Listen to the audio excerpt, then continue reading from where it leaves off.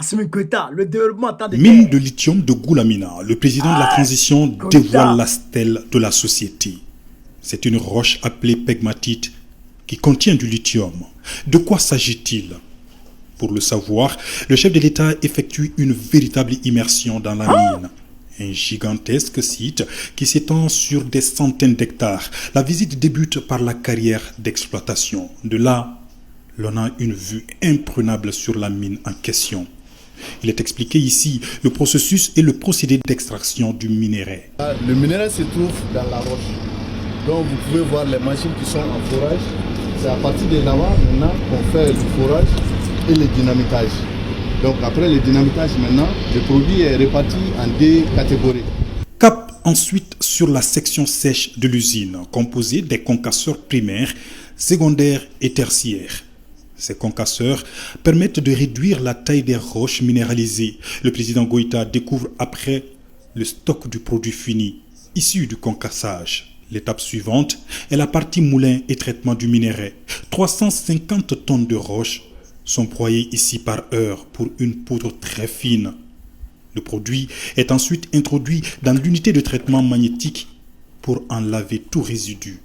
Suivra l'étape dite de flottation. Elle consiste à l'ajout d'acide oléique et du carbone de sodium pour faire flotter le minerai de lithium appelé spodumène. C'est ce minerai qui est lavé et stocké dans l'entrepôt. Je voudrais exprimer toute ma satisfaction de voir aboutir ce projet de grande envergure. Un projet qui était tant attendu par les Maliennes et les Maliens, et particulièrement la population de Boukouni et environ.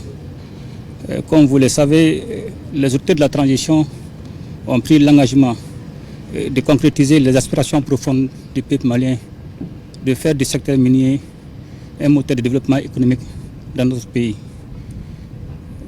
La mise en marche de la mine de l'usine de Goulamina est le résultat des grandes réformes entreprises dans le secteur minier dans notre pays.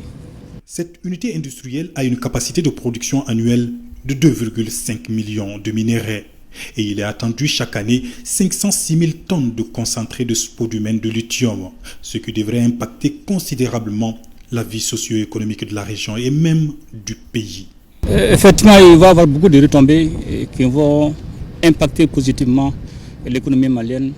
D'abord, un premier chiffre d'affaires de 680 milliards est attendu et ces 680 milliards seront rapatriés au Mali et alimenteront les banques maliennes pour poursuivre le développement économique et tout ce qui concerne les activités économiques. Aussi, il y a des dividendes à hauteur de 111 milliards de francs CFA, dont 30% reviendront à l'État du Mali, à l'État du Mali, disons, et 5% au secteur privé. Et aussi, il y a un investissement de 25 milliards pour le développement communautaire, c'est-à-dire tout ce qui concerne la construction des routes, des centres de santé, des écoles et surtout l'énergie. Donc cela va vraiment impacter notre économie. L'usine et la carrière opèrent 7 sur 7 et 24 heures sur 24. Plus d'un millier d'employés, dont 86% de nationaux, travaillent actuellement sur le site. C'était un début de solution, mais Ciel déjà qui a 2000 emplois directs et indirects. Mais aussi, en plus de cela, il y aura un investissement de 25 milliards de francs CFA qui va permettre à nos entreprises, effectivement, tout ce qui est acheminement de carburant, tout ce qui est l'utilisation du ciment.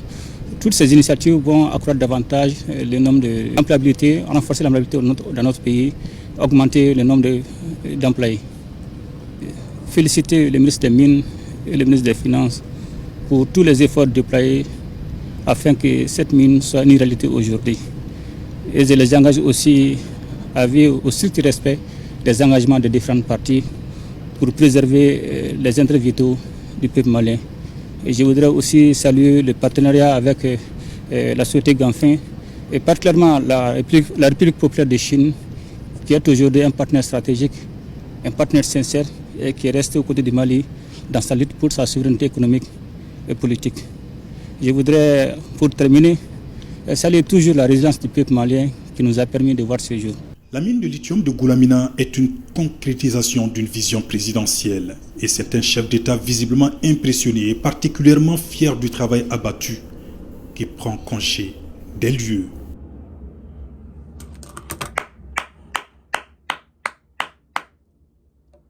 Frère, on vous parle de la mine d'or de Goulamina, exploitée par la société Gaffin. Une mine, la première plus grande mine, la première usine de lithium en Afrique. La première usine de lithium en Afrique. Et la quatrième au monde, la mine de Goulamina. La mine de lithium de Goulamina. Jamais vu en Afrique d'abord. Camarades peuple d'Afrique.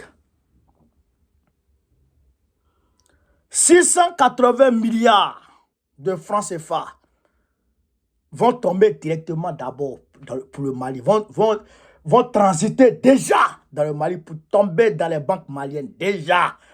680 milliards vont alimenter les banques maliennes déjà. Voilà. 680 milliards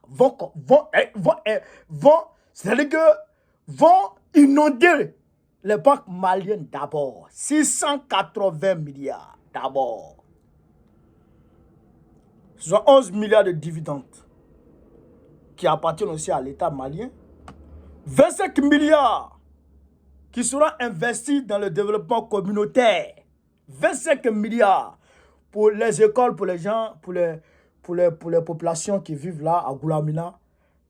Ils vont construire des châteaux d'eau, des addictions d'eau potable.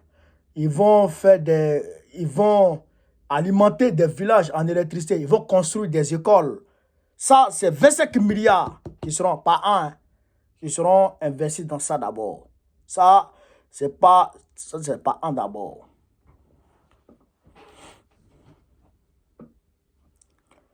Et après, ça sera stable. Je crois 150 milliards de francs CFA par an seront versés dans le compte malien. Dans le compte de l'État malien d'abord.